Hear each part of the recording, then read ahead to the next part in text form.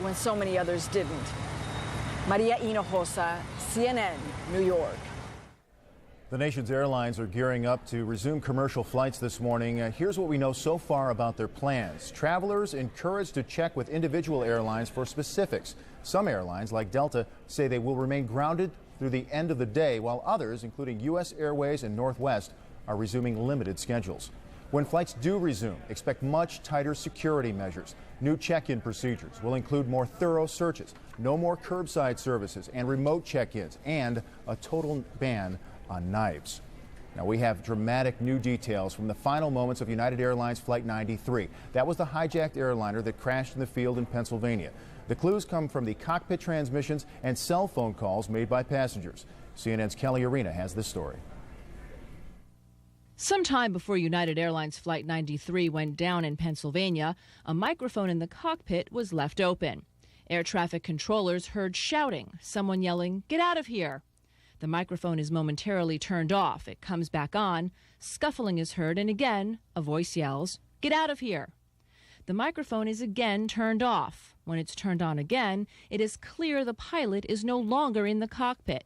Someone is heard speaking in broken English, in what was described as an Arabic accent, telling passengers, quote, "There is a bomb on board. This is the captain speaking.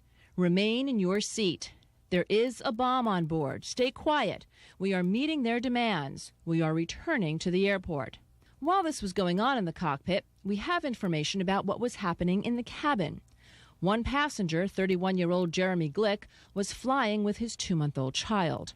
He called home from the doomed plane. He said the passengers were herded to the rear of the plane by a trio of hijackers, armed with knives and a red box they say contained a bomb. When Glick's family confirmed for him what another passenger heard, that a plane had already struck the World Trade Center, Glick dropped the phone, then returned to tell his family the male passengers had taken a vote to attack the hijackers. Glick wasn't heard from again. The plane held 38 passengers and a crew of 8. Kelly Arena, CNN, Washington. An American flag is standing unfurled on the side of the Pentagon this morning. It is just one of many signs of resolve in the face of Tuesday's deadly terrorist attacks. And more, the Bush administration is talking about a military response. CNN military affairs correspondent Jamie McIntyre brings us an update. There are still some smoldering embers in the rubble that was once the Navy wedge of the Pentagon, seen here in a commercial satellite photograph. But after more than 24 hours, the fire was basically out. The intense heat and smoky blaze that resulted from a fully fueled jetliner crashing into the building convinced Pentagon officials that anyone who might have survived the initial impact could not have survived the fire. The death toll, feared to be as high as 800, now looks as though it may be just over 200, including the 64 people on the plane. From everything that we currently know, the estimate that's been widely reported is considerably high, and we certainly pray that that's the case.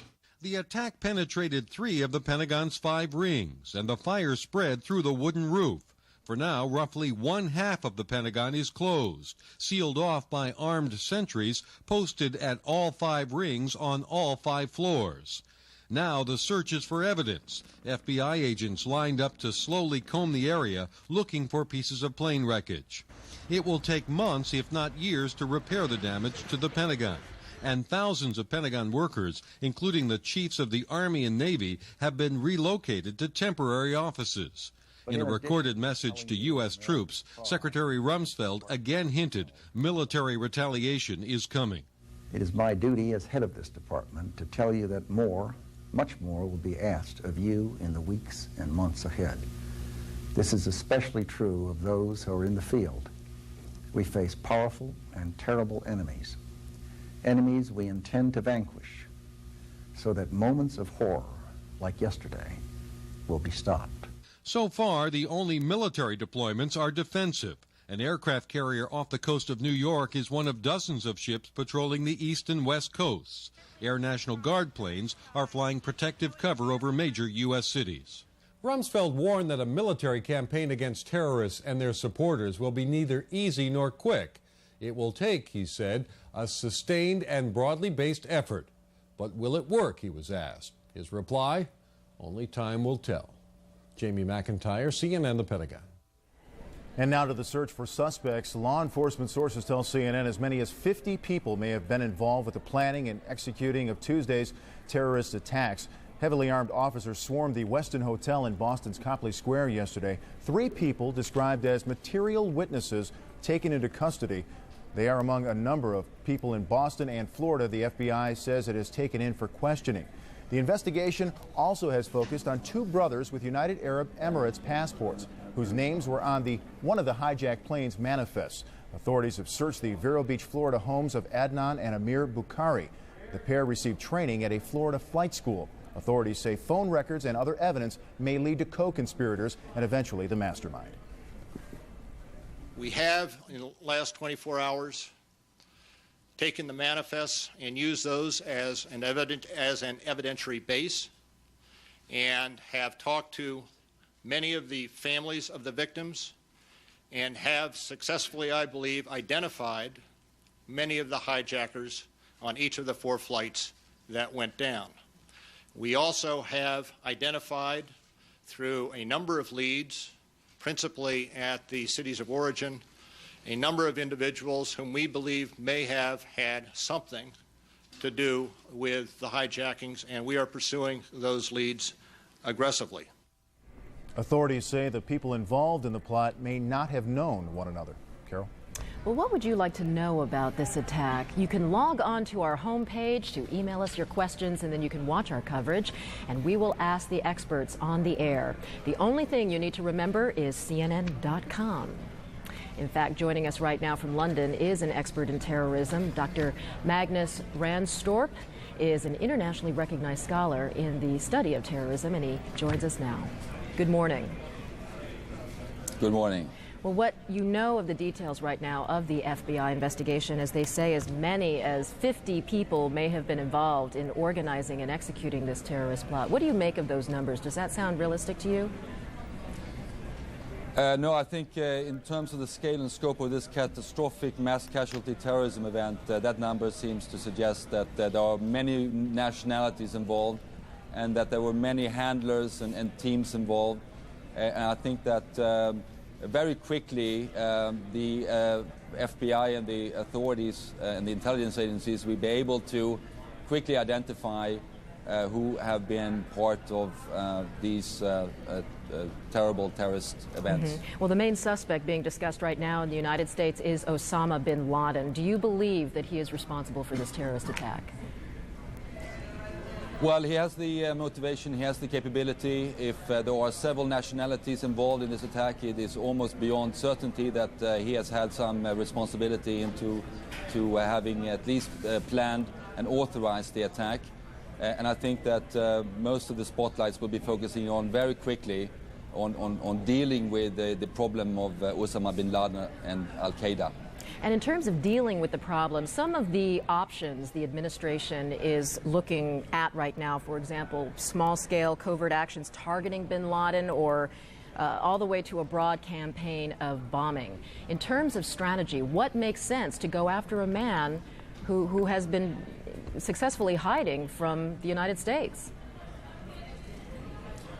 Well, the difficulty is the fact that there is zones of sanctuary for terrorists. Afghanistan is one of the last zones of sanctuary. It is shrinking very fast, and there is very little intelligence information as to the exact whereabouts of where Osama bin Laden is at the present. It would require not only possibly military strikes, but more likely perhaps special operations on the ground in Afghanistan. And that would mean then, if this were the case, that would mean that Pakistan's support would be absolutely critical for the United States, Pakistan sharing quite a large, broad border with Afghanistan. Pakistan is going to be absolutely critical, not only in terms of staging these types of operations, but also providing intelligence, because it is also one of the only countries that have officially recognized the Taliban regime, who are right now hosting one of the most wanted men in the world. And there, Dr. Ranstorp, you point out the problem. Pakistan is one of 3 governments which actually recognizes the Taliban as an official government entity. So what sort of position does this put them in, and how likely is it that Pakistan is going to cooperate with the United States? It puts Pakistan in a tremendously difficult position, but it's very encouraging that the Pakistani intelligence services is very likely to provide the information that will pinpoint at least where bin Laden may be. But of course, we have geopolitical considerations.